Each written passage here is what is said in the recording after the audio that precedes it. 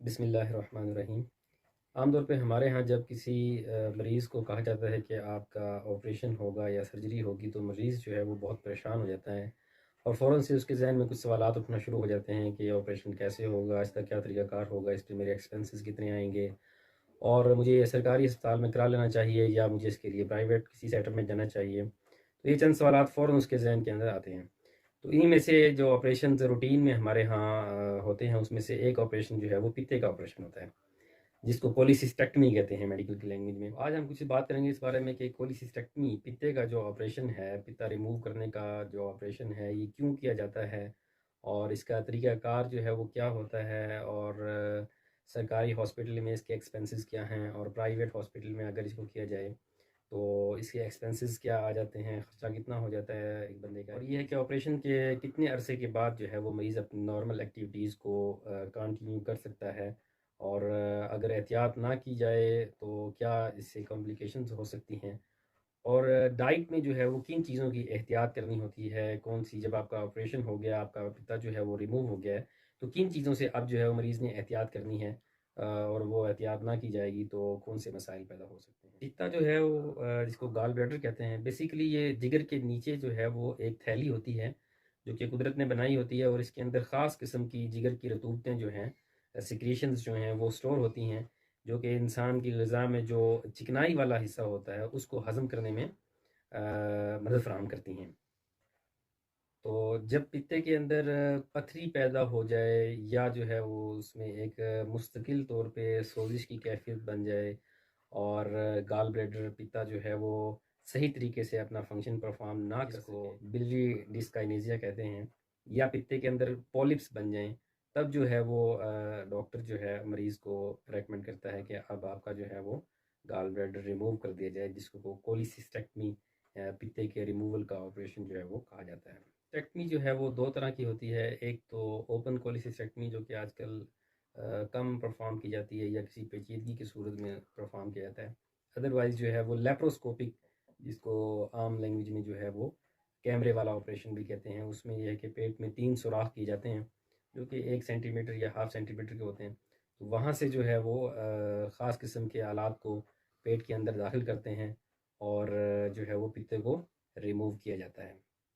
ہاں، اگر کسی مریض میں کوئی ایسی کمپلیکیشن ہو جائے لیپروسکوپک سرجری کے دوران جب کیمرے والا آپریشن کیا جا رہا ہوتا ہے،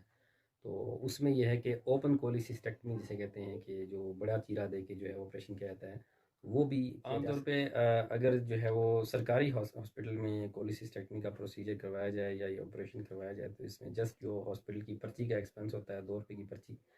صرف وہی ایکسپنس ہوتا ہے۔ ہاں، اس کے علاوہ آپ کا ہاسپٹل آنے جانے کا جو خرچہ ہے، یا کوئی ٹیسٹ ایسے ہیں جو کہ باہر سے کروانے پڑ جائیں، تو میکسیمم یہ ہے کہ 4 سے 5 ہزار روپے آپ کا خرچہ وہاں پہ ہونا چاہیے۔ اور جہاں تک پرائیویٹ سیٹ اپ میں اس آپریشن کی بات ہے، تو اس میں یہ ہے کہ کسی اچھے سیٹ اپ میں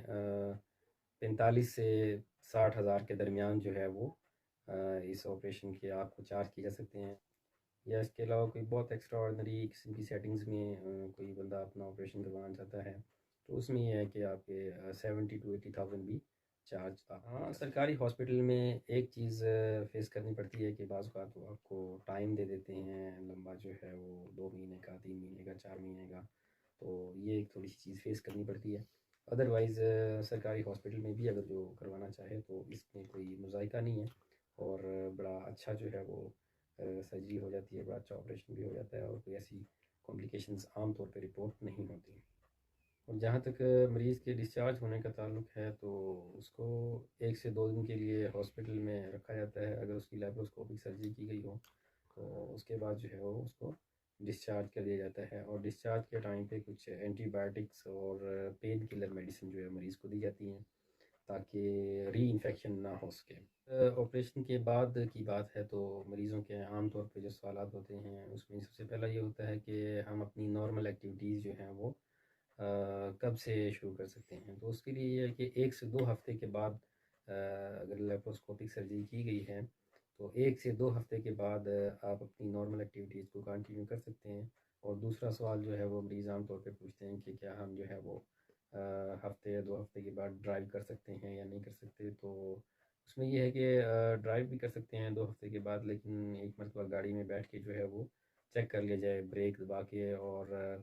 جو ہے وہ ایسکلیٹر کو دبا کے کہ کوئی پیٹ میں جو ہے وہ درد تو نہیں ہوتا،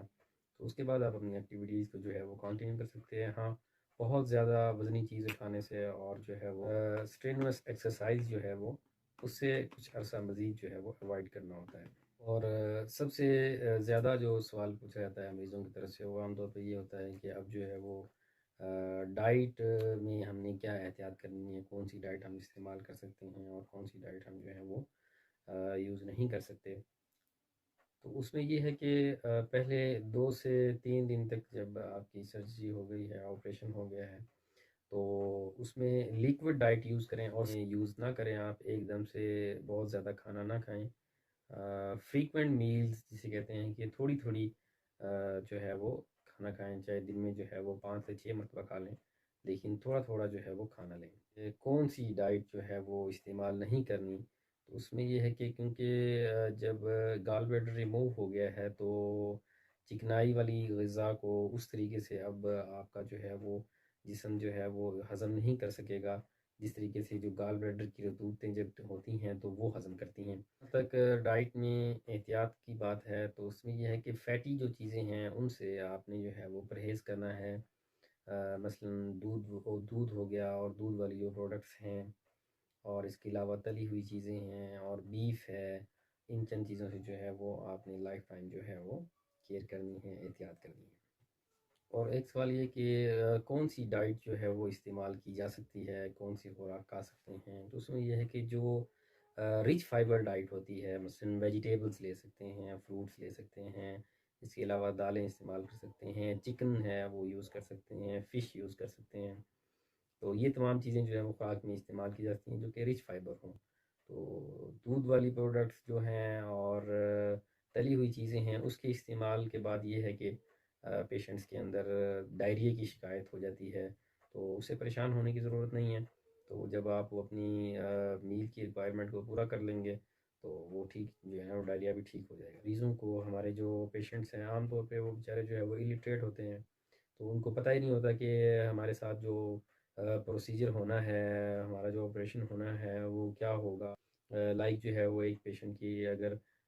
کوئی جو ہے وہ ٹانسلیکٹمی ہونی ہے، اس کی جو ہے وہ ٹانسلز ریموو کرنے ہیں، تو اس کو جو ہے وہ اویئر کیا جائے کہ یہ کیا پروسیجر ہے اور یہ کیسے ہوتا ہے، تو ایک جنرل سی جو اویئرنیس ہے پبلک کے لیے وہ ہونی چاہیے۔